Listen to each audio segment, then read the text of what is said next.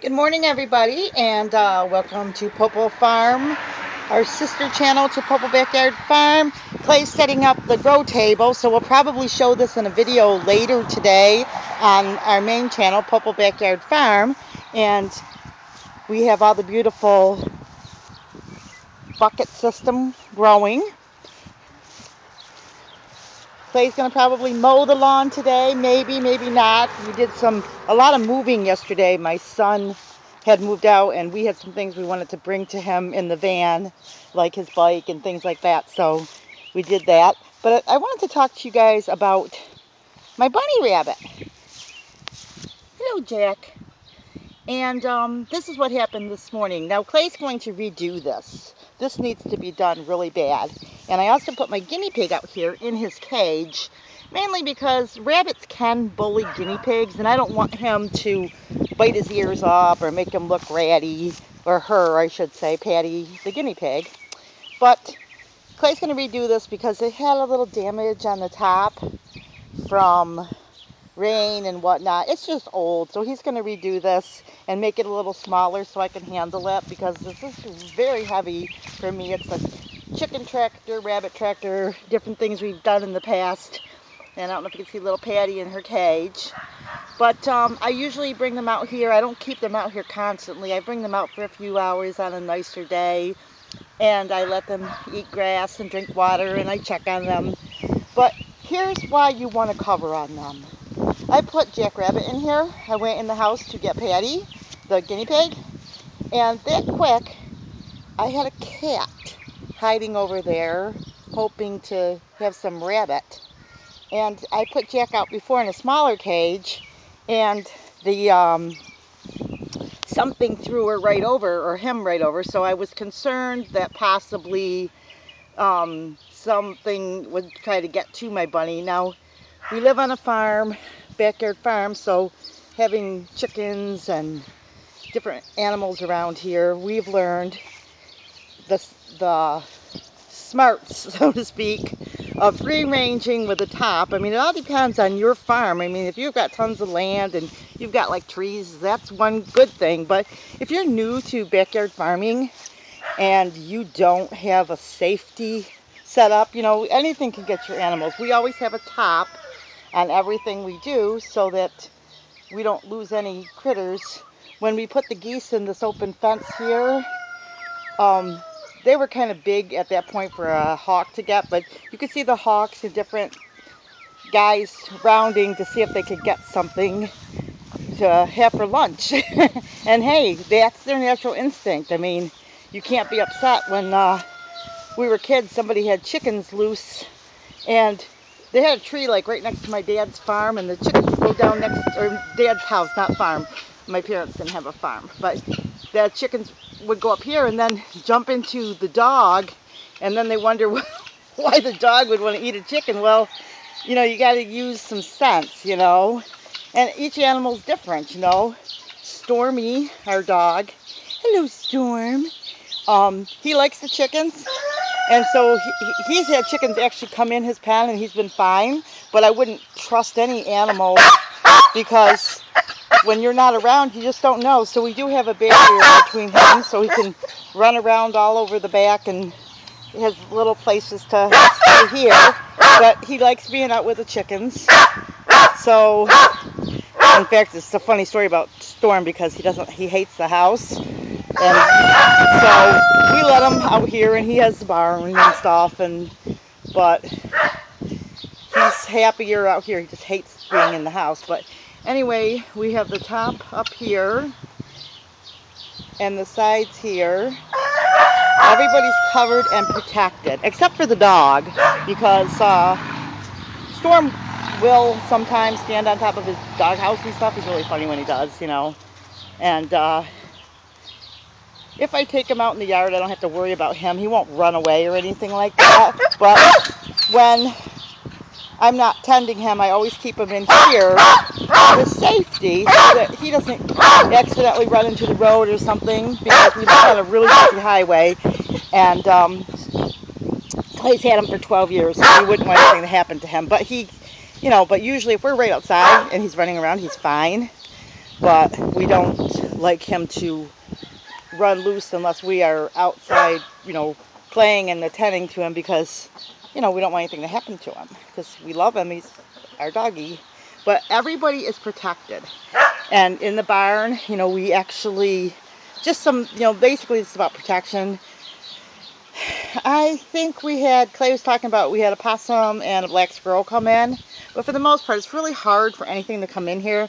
We put down poison under the barn in special traps and stuff, because we do have barn cats that come around and we don't want them to get hurt. So we try to make sure everything's okay, but we don't actually own a cat, but there are cats, because there's a restaurant near us and they usually scoot through to have a snack and stuff. It's just, it is what it is. But they don't usually do too much except go into the barn and look for mice. But like I said, we have never really seen a mouse. We haven't had any problems with the cats or anything like that. But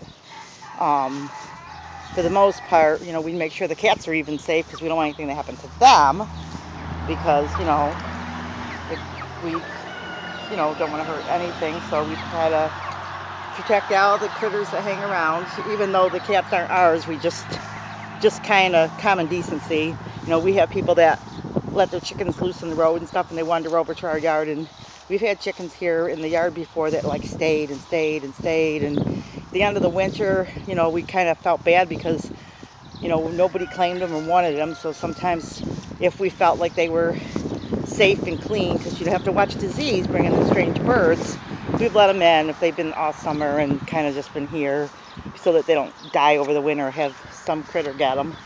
But for the most part, you know, this is about safety and the things we do to keep our farm safe. We have cats that come over here too that try to, I think that rabbits were running through the yard, so the cats must have found a stray rabbit. But we had a cat that was kind of living under here for a while. But what happens is they come over, but they don't stay, because I don't feed them good enough food. I tried to get them to stay, but they usually go to the restaurant, and that's fine, you know. But we don't have them that often, but we do have to watch, because, like I said, to be fair to everybody, you know, if a cat comes and gets our,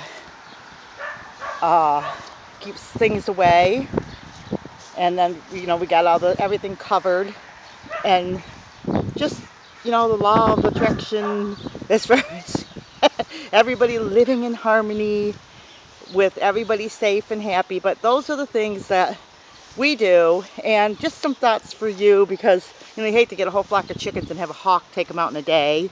You hate to have your pet bunny outside and a cat gets it. And you hate to have a cat poison because, you know, you weren't careful with how you took care of that problem. Because, you know, and the cat's been, you know, basically just running around looking to catch something, grabbing a quick sleep under the barn.